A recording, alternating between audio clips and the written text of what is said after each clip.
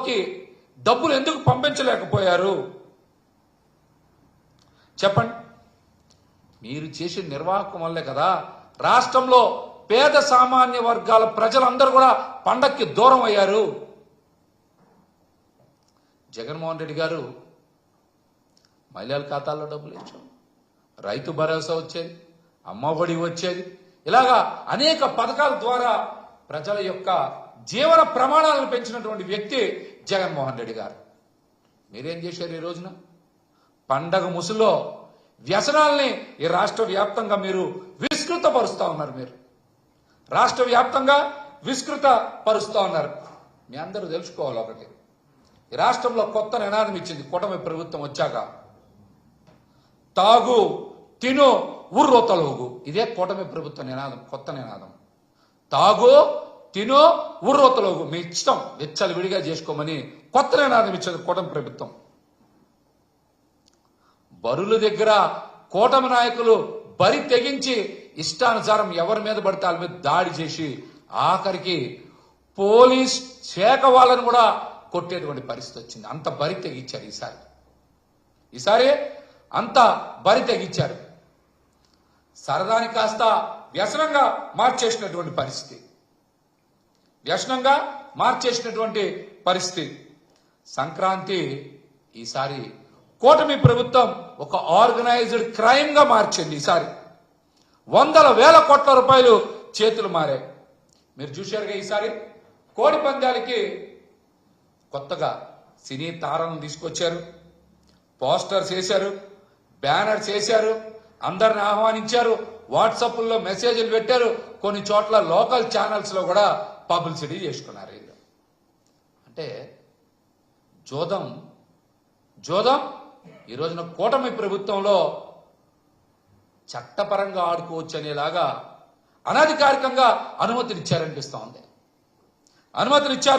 అనిపిస్తోంది.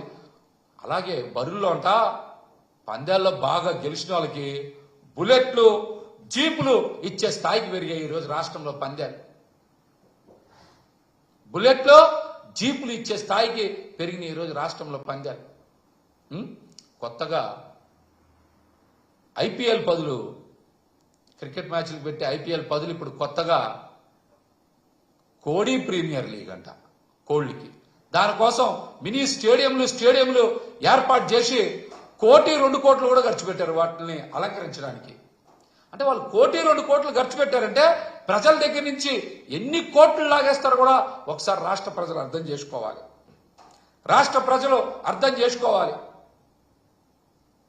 దీంతో పాటు మనం చూస్తే ప్రాచీన కాలంలో రోమన్స్ చూసుంటాం, పెద్ద పెద్ద మైదానాలు ఏర్పాటు చేసి అక్కడ ప్రజలెవరు కూడా పనిచేయబాగండి, మీరందరూ వచ్చి రోజు వ్యసనాలు విందు వినోదాల్లో తేలియాడండి అని గతంలో చూసాం మనం ప్రాచీన రోమన్ చరిత్రలో. ఈ రోజున చంద్రబాబు గారు, పవన్ కళ్యాణ్ గారు పాలన అట్లాగే ఉంది. ఎక్కడ పడితే అక్కడ రాష్ట్రం మొత్తం కూడా ఏం చేశారు? బరులు ఏర్పాటు చేశారు. పేకాట, గుండాట, మద్యం ఇష్టానుసారం అమ్మకాలు, అశ్లీల నృత్యాలు. అంటే ప్రజలకి మీరు ఏం చెప్తా ఉన్నారు?